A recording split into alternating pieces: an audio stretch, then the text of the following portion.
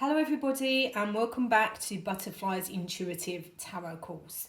As I said in the previous video, I'm going to go through each of the suits in turn, give you the names of the cards and explain some certain aspects of them that will help you in your intuitive reading. Now the ones that we're going to start off with in this session are the Cauldrons or the chalices, and they sort of translate to the cups in a general tarot pack. Now this first one, it's called the Witch's Kiss. It's the ace basically of Cauldron. So the aces are always new beginnings. In another session I'll be going through how you can use numbers in your readings and also how you can use colours. Right, so with this card it's a new love or a new passion. So anything that you can get really sort of passionate about. Could be an activity, could be you've got a new partnership coming in, could be a new child, could be a new pet. So anything that really floats your boat would be coming out with this card. This next card, it's called A Witch's Blessing. I tend to look at the crossroads on this card. It's around choices that you're going to be making that pertain to the heart really, but most things, if you're going to make choices, they'll make you happy or not. Right, so this next one, it's called A Witch's Cuddles. Now it's number 3 and you'll notice that there's a couple of birdies and a little rat at the bottom. So again, the number 3 is symbolised in there. I tend to relate this one to home and family and just get a general idea of what is going on around your home. Your family life can be symbolised by the 3 little, I'll call them creatures at the bottom of the picture.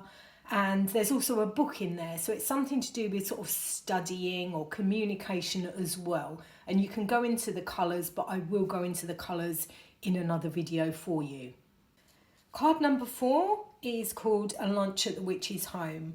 I tend to read this one as a celebration. So it could be a celebration for something that is coming up, or it could be a celebration for something that has just been achieved. Card number 5 is A Witch's Dressing Table. Now she looks pretty smug sitting there, doesn't she? She's got a little birdie coming and giving her presents. She's doing her lippy and she feels like she's pretty content in the world. A lot of the time this one will come up where, I'll use my general term, nice stuff will be sort of coming your way. So that could be you actually meet nice people, you're being given nice gifts, which is obvious from the card.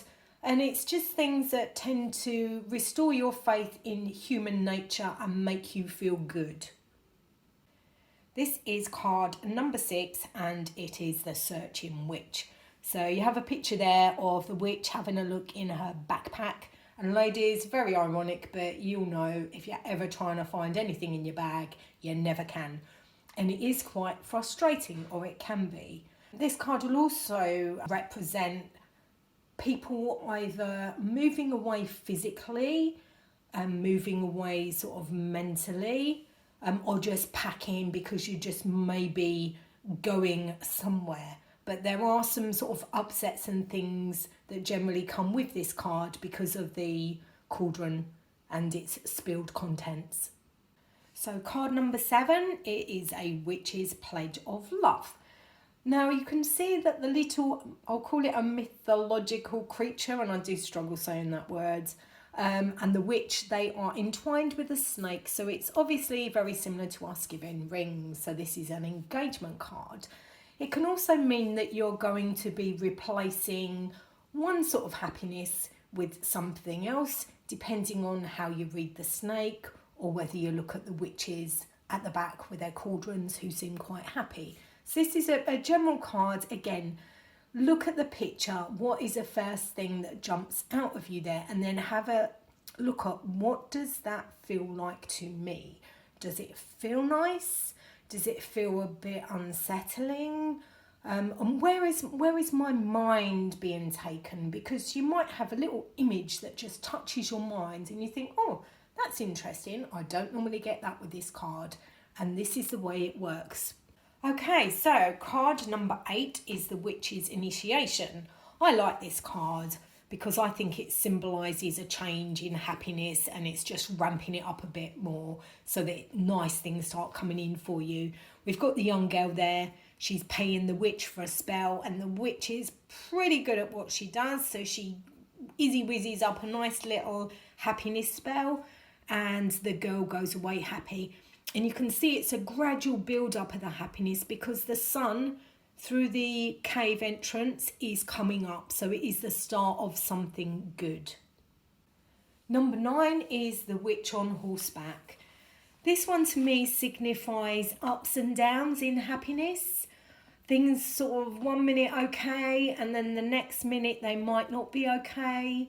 The fruit has spilled out of the cauldron, but I tend to also look at this one as around perspective. Most of you will know the 3-second rule. So with that cauldron, I'd stick it up the right way, throw all that fruit back in there, and providing you've adhered to the 3-second rule, it's all safe, it's all nice, and it's all about perspective. And card number 10, this is at the witch's home. This card to me generally signifies your home, buying a home, decorating a home, building extensions, just general happiness around your home, or unhappiness is the flip side of what's going on here. Again, look around at the picture and see what's going on there. There's some cooking, so someone might be doing some cooking at home or setting something up at home. There's a beautiful flower in the garden, so someone may be looking to get their garden redone. And there's a lady up the top who looks like she's knitting a dress or something, so it could be arts and crafts and things that someone's looking to do. But again, have a look around the picture, and the first thing that jumps out at you is normally the thing that you need to focus on in your readings. This card is the celebration card. It's 1 star, but it also translates to the Knave in a general tarot pack. Most of the court cards, and this is a court card, will relate to people in general tarot, I'll say that, but not necessarily always in this pack. So it's a case of just being discerning and see what you pull out of the picture. Now this one begs you to dig into it a bit more and really examine the picture. Sometimes the faces on the couple, they sort of change. I know you're going to say you're such a weirdo, but sometimes they change. So sometimes one might look happy and the other one just looks a bit not with it. Sometimes they both look really, really happy, and sometimes you'll just get a sense that it's a little bit fake. There's something going on, but it doesn't seem right. So you need to sort of pull out all the aspects of the pictures. Again, you've got the balance there. You've got the 3 candles, mind, body, spirit. So there is a balance there. So there is a potential for happiness. But there's also a flame under the chap's foot, which could mean that one of the partners has got some things going on, but they are sincere and genuine, and bear with them. So this card's 2 stars. It's another court card, and it is the moon, or translated, the knight in a usual tarot pack. This card to me, it depends what, again, jumps out of me with this. Normally it's the cauldron in the tree, which to me means that you know what you want on the happiness side of things, because we're still on cauldrons and happiness, but you can't quite get there, or you've got some of it because she seems reasonably happy with the chappy down the bottom, but there's other bits that you want. It may be the moon jumps out, so the moon looks quite golden. And it might be that there's a lot of opportunities coming in, but it also may mean that all that glitters is not gold. Your feelings and your intuition are very, very important on reading this. If you don't get anything from the card, don't worry at all. Just have a look at it, and perhaps a little star comes out. And you might go to someone, well, I feel that you are wishing for love, and hopefully, well, you wouldn't say hopefully, it will be on its way.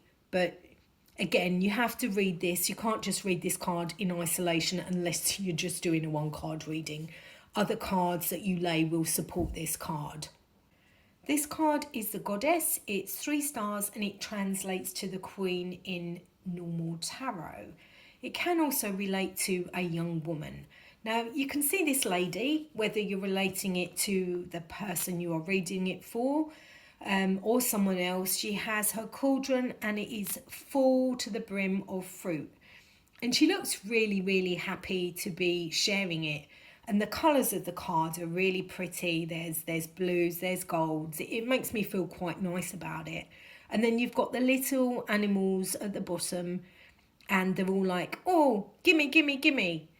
Now, sometimes it's really good to give and you feel really, really good about it. But sometimes if the people receiving just constantly take, then they're not learning the lessons of life. And whereas it is good to share, sometimes it's good to receive as well. And I'd always err on the side of caution with this one and just say to people, just hold back and just see who your friends are, basically, and see who is there for you when you need help, because you're the sort of person who's there for them when they do. It's all about give and take, this one. And finally, the Trial, or the 4 stars, which is the King in normal tarot. Again, can represent people with this card, but I tend to read it around a celebration. And because there's a pile of boulders, because they're in a circle, so it's like a closed circle, so not many people would potentially know about this. But also sometimes it will relate to money. So there might be some finances or financial benefits coming in, which will be shared out with everyone in close proximity to the recipient. So it's quite a nice card. It's just letting go and enjoying life, but there is a purpose to it. Again, look at the colours. The colours are quite nice. There's a lot going on in the picture, and how you read it again will depend on you. Everything that I've told you as to how I look at the cards is my intuition, but as I say, I may look at this card one day and something totally different will jump out at me, and I will give the person who I'm reading for a different reading based on my intuition, not necessarily on the overall picture of the card. So I hope you've enjoyed this run through of the Cauldrons. I will be going through the boulders, which are money and finances, next. If you've liked the video, can you please hit like and also hit the subscribe button, because it won't cost you anything and you'll get notified when I stick a new video up. Also, if you'd like to follow me on Instagram, if you just search for butterfly_oracle, and then you will get my card of the day and thought of the day. Thanks for listening. Bye for now.